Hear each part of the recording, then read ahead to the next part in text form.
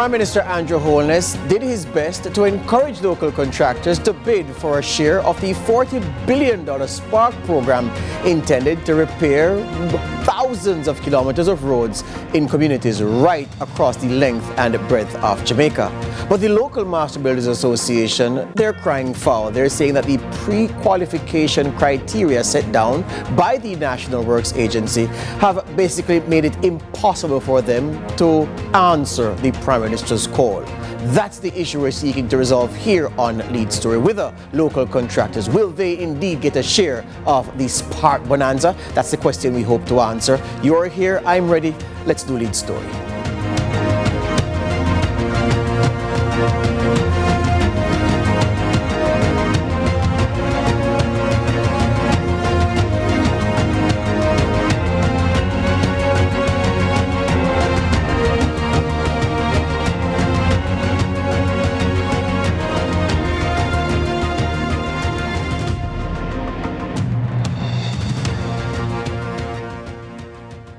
Welcome to Lead Story here on CVM TV. Good to have you here as per usual. Well, today we'll deal with the issue of the Spark program, $40 billion to be spent in communities in all 63 constituencies. The government says it has put in place measures to ensure that the distribution of the funds under Spark is fair and that each constituency gets a fair crack, knowing as they do that the roads in some constituencies are far worse than the roads in other constituencies, in other communities. And so they want to put in place an equity mechanism to ensure the resources are shared equitably. On the point of equity, well, local contractors, they're saying, no, the playing field is not level because the pre-qualification criteria are onerous, they're extraordinary, and so we don't have a fair chance of getting equity under this Spark project. Just to bring everyone up to speed, we have this report from Trisha Kelly to set the stage for this evening's discussion.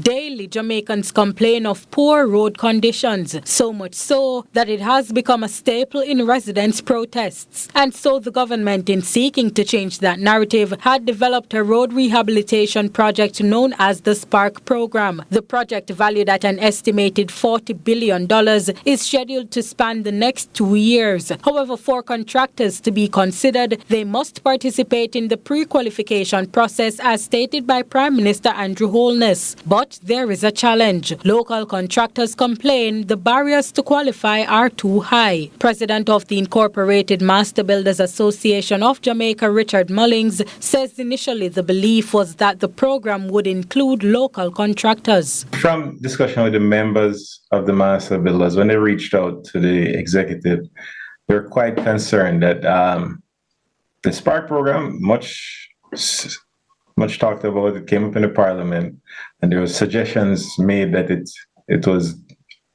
allowable or it would be amenable to local contractors. This, Mullings says, was the understanding from the National Works Agency, NWA. But after his association's review of the pre-qualifications for the program, he says it seems the requirements were deliberately designed to dissuade local contractors. The requirements, the financial requirements, the work volume that are pre-qualifying, that are required to pre-qualify, exceed what any individual Jamaican contractor would normally have executed. The pre-qualifications also require contractors to maintain liquid financial resources amounting to $12.8 million. Mullings is now concerned how they will move forward and is calling on the government for more clarity on the matter. Just be clear, because if the National Works Agency informed the Prime Minister that this was designed to encourage participation of local contractors, we'd really like them to come and explain how, given the terms,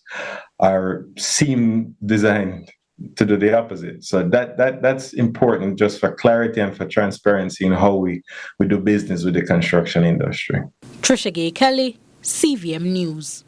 Thank you, TGK. So we hope that that would have set the baseline for the discussion this evening. More to that is the fact that the Incorporated Master Builders Association, they've issued a statement. But before we get to that, let's remind you of what the Prime Minister said in his address, brief address to Parliament last week, Tuesday, when he spoke about the Spark program and made the call for local contractors to get in on the act. He noted pre-qualification documents, April 22 to May 24. That's how long the period was open, the bid period is open for, and that the award will be done in 4 packages across the island. He said then, last Tuesday, 6 local, 4 international companies had participated in the pre-bid meeting for pre-qualification, and those bids will be evaluated May 31 for the to select the pre-qualified bidder.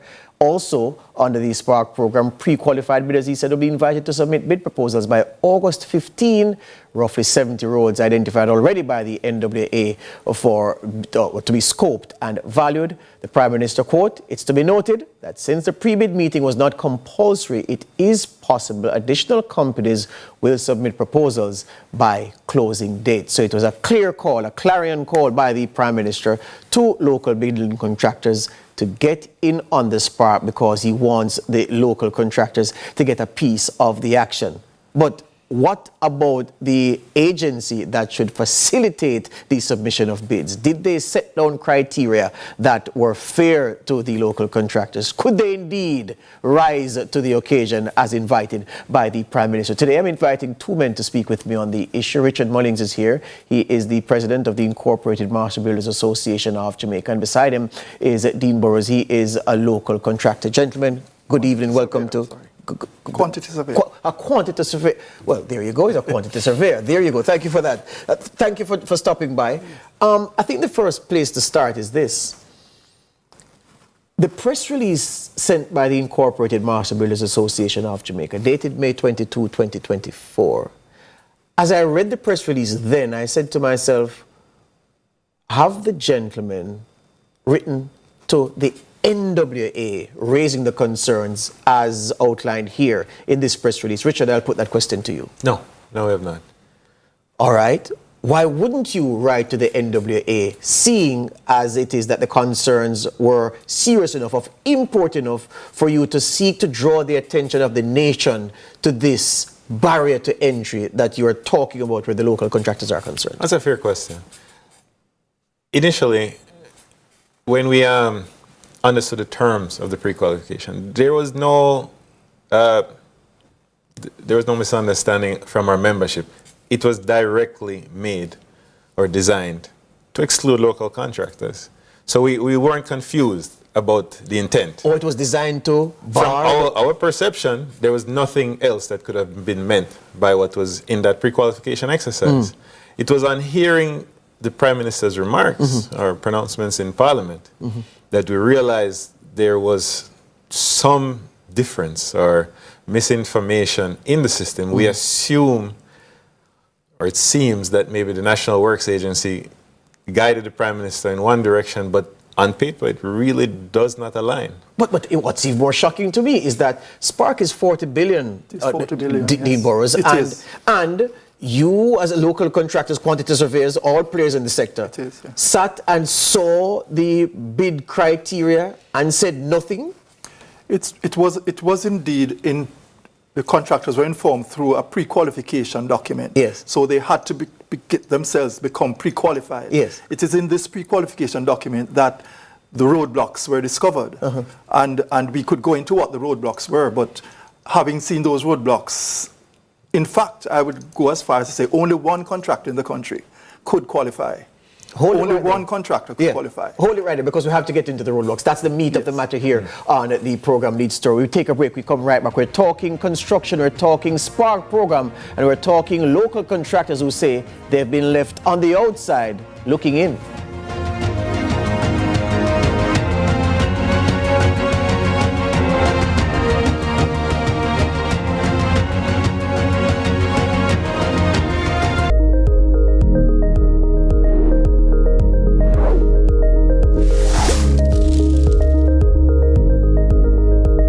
MSW event's 10th year anniversary, and we proudly present our signature mass wedding 14-14-14. This June, Jamaica will witness 24 deserving couples become one in an unforgettable ceremony. Save the date as we embark on an enchanting journey to June 14, 2024. Recycling Partners of Jamaica. Yeah, we got to make a change, and we have to do it now, can't wait for later. We put plastic in its place, and we all can agree that will be safer than in the gullies and in the drains. Recycling Partners of Jamaica. We put plastic in its place, yeah, the place have to clean. PET, that up polyethylene, HDPE, buckle up against screen. Baby to granny, everybody roping. Yeah, we got to go green, you know what I mean. See the sign from the bin, if we drop it in through car window, you fling, that another thing. And we don't want no garbage in this game. No, we handle it up, but them are not the same. So listen up, Jamaica, I'm saying it's time to make a change. Recycling Partners of Jamaica. We put plastic in its place, and we all can agree that will be safer than in the gullies in the heavy rains. Recycling Partners of Jamaica. We put plastic in its place.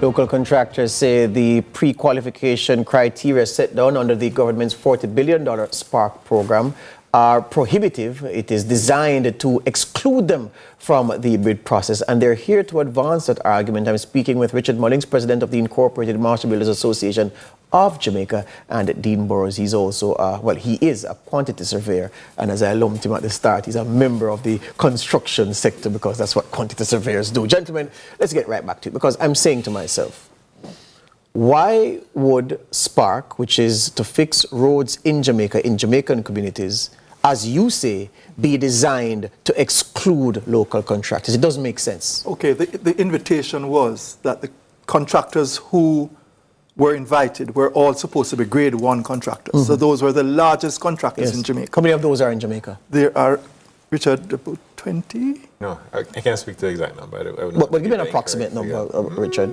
Are there more than a dozen? In that range, okay. Yes. Mm-hmm. They were all asked to provide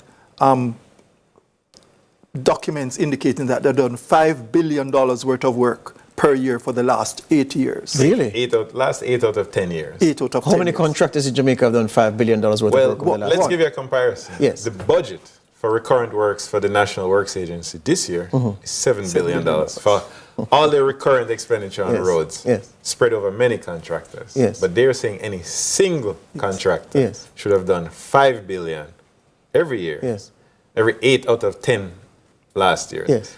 And that budget for NWA was coming from $5 billion, under $5 billion 2 or 3 years ago. Mm-hmm. Yes.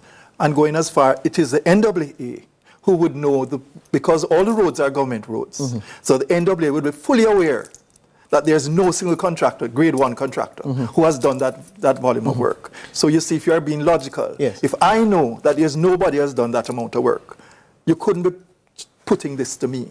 The next thing is that you are asked to have $12.5 billion US dollars in your account, 12 million US in your account each year. Liquid. That's about $2 billion.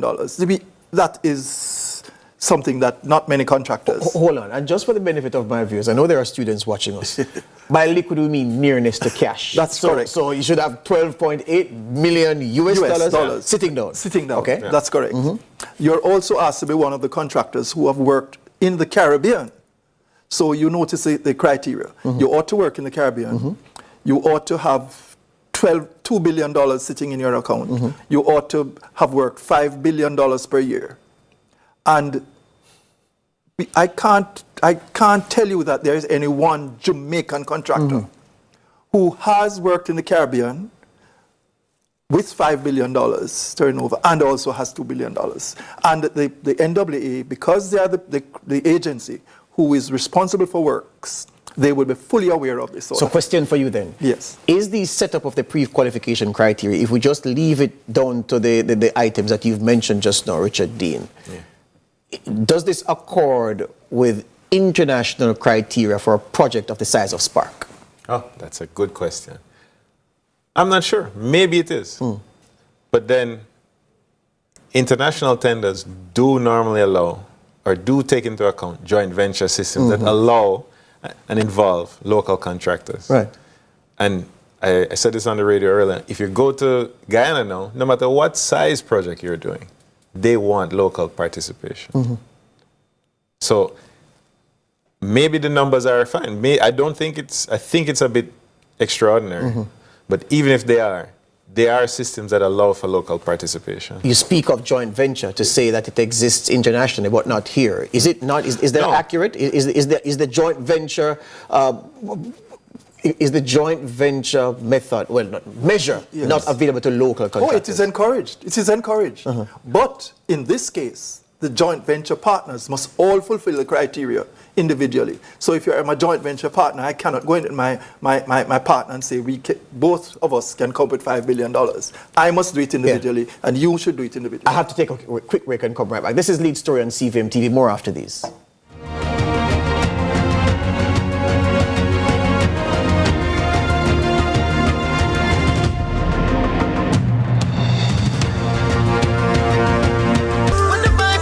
The time by Grace. Taste that moves you is 6:45. At MSW Events, we believe that every love story deserves a grand celebration. And so we invite you to be a part of this unforgettable experience. Whether you're saying I do for the first time or renewing your vows, MSW Events knows how to turn your special day into a truly unforgettable experience.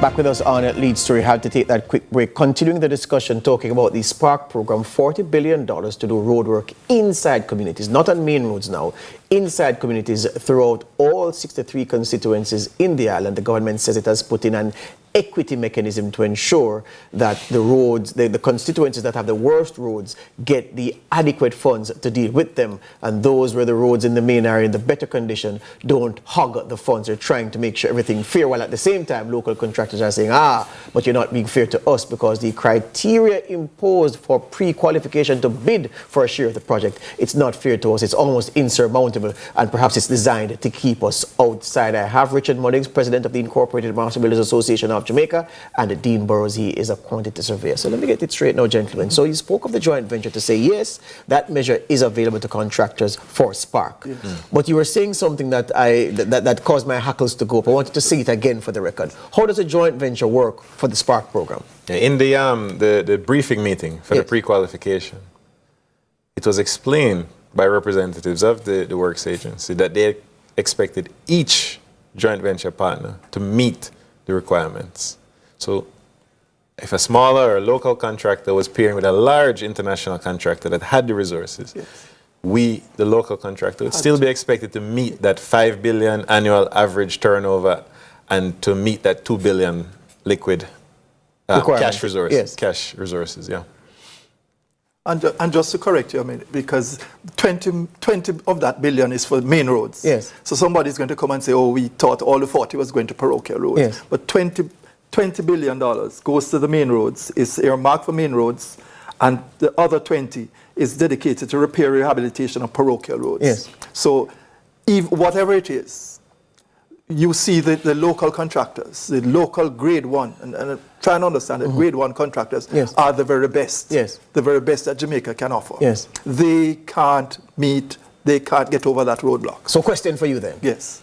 So who is the project designed for then? And that is probably the question that the local contractors had to answer. Because as locals, it was out of their reach. Yeah. There are contractors who are operating in Jamaica who, or I'd say there's at least one. China Harbour Engineering Company, check. I'll say it. You don't have to say it. You clean your throat, all right? That's enough for me. There's one who has and is able to meet this sort of thing. But really, you want to give your local, you never put a pre-qualification document out with the intention of excluding all your local. But hold on now. All right, let's talk about China Harbor Engineering Company, CHEC. We know, and you've conceded, CHEC has the capacity to meet the criteria. They do. Meet each criterion and to meet the criteria collectively taken together. So then, none of the local contractors, you say, has the capacity individually to meet. And even so, you'd still struggle as a part of a joint venture to meet the criteria because you don't have the capital base or the works portfolio. Fine. That's correct.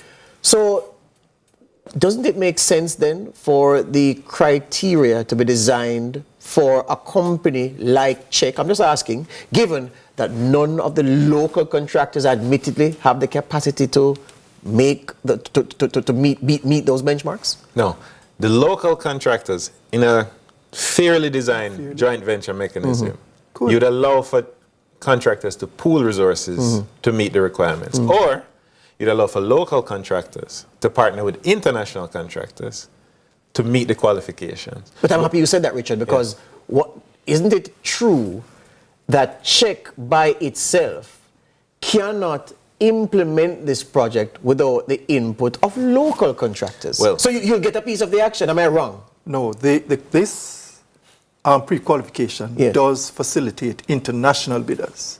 And if you can't... So CHEC may not win, is what you're saying. And somebody else with the capacity is possible. It is possible. Yes, it is possible. Yeah, but hold on. But I want to be clear now. Regardless of whomever wins the bidding, if it's a foreign company, doesn't that foreign company have to use local contractors to get the project done? No obligation. They have no obligation. Yeah. No obligation. But again, are they going to bring in all the equipment? Are they going to bring in all the labor, all the expertise? Is there an international company? You should tell me, you should educate me and the viewers. Yeah. Is there an international company with the wherewithal, the machinery and the expertise to be able to pull off Spark without the need for local contractors? Oh, there are many international companies that do a lot more than $40 billion worth of work per year. So it's not impossible. A good, reasonable size company out of Europe or the US or China could easily handle this sort of work. But the aim under this program, and I'm sure the government, with all good intention, is to get their local contractors involved. Because I would want to do that. The aim is to get locals involved in this sort of thing. And therefore, that's why I'm the president of the Master Builders could say it probably that somebody was misinformed. So somebody's of the opinion that this is the case, this is going to be the case. But really, when you look at the paper, the pre-qualification document in front of you, you're really excluded. So, Richard, the call from the Prime Minister for locals to get involved, was he badly advised? Was he reading the wrong script? What? I find it hard to believe that he was provided with accurate information. Yes. The exercise was designed by the National Works Agency. I'm not sure who else would have briefed him on this, but I'm afraid that the proper information wasn't provided. So, again, for clarity's sake, we've spoken about an international entity that can pull off this with no need for local input significantly. Fine. But I have to add something. Yes. Which is that I've spoken to major road contractors in Jamaica, grade 1 local contractors with significant paving, road resources, road construction resources. And in talking to them, they said they had interest in the initial stages. They made contact with international partners that they have worked with here in Jamaica and executed successful projects here in Jamaica with international assistance. But in looking at the terms and going to that briefing meeting and being basically gaining the understanding that this is designed to keep them out, they lost interest. And so the question I'm going to have to put to the NWA, the citizens in general, the Jamaican citizens in general, this seems to be reducing competition for that exercise. Is that something that we want? But before you say that, though, I hear that. There's a graphic that we showed earlier with the split. The Prime Minister said that there were 10 contractors who had already entered the pre-qualification bidding round, if you can find that. And I think the split was 6-4, 6 international and 4 local. So it contradicts the position, gentlemen. So see, there you go. 10 construction companies, 6 local, 4 international participated in the pre-bid meeting for pre-qualification. Yeah? So who are they? In the meeting? Yeah, in the meeting. Yes. But I mean, that's a good starting point as an expression of interest in bidding for the project. I have spoken to my members who have attended that meeting, and bar none, every member of the Master Builders who attended that meeting left disheartened, demotivated. So they attended that meeting, but they were not happy and they felt excluded. That's why I'm here. Yes. They reached out to me to represent. Yes. So again, here's where I was going. If it is that, say for argument's sake, China Harbor Engineering Company check is the one that triumphs, there is the expectation within the Master Builders Group that there'll be space for enough work to be afforded to local contractors to make it worthwhile to take a piece of the spark. You know, the Master Builders is not here to really dictate private commercial relationships Understood. between any large international or local contractor and subcontractors. Yes. That's not our goal. Yes. But in representing local interests and also being concerned about the construction industry and competition within the industry and growth and progress of local contractors, it's not clear that the agencies that have the funds, that dictate, that have major interface with the industry are looking towards progress of locals, are looking towards progress of the industry in general. And instead, they seem to be just leaning back and hoping that international firms will save them. Yes. But I don't think this is a good long-run approach for the country. Dean, let me ask you this as we wrap. Yes. People will say, well, George, why are you beating up your gum? Look at what local contractors did to the Junction Road in St. Mary. It was a total flop, billions of dollars wasted because the locals are not up to scratch. Your response to that? I would not say so. In any type of construction work, you're going to have problems. And possibly, if you get behind the reason why the Junction Road had those problems, might well not be the contractors or the contractor's fault. The contractor is a person that the citizen sees. Yes. He's the one on the ground with the boots and the machines. You don't see the consultants, you don't see the clients, you don't understand at times that designs aren't perfect Yes. or that major highway, the water lines were put in after the contract started. Or property is not acquired. Yeah. If a property is not acquired, the contractor has to sit and wait. So those are some of the things that may well have happened. Last question. Is it too late for the process to be open for local contractors to be given a fair shake where spark is concerned? It's never too late. Never too late.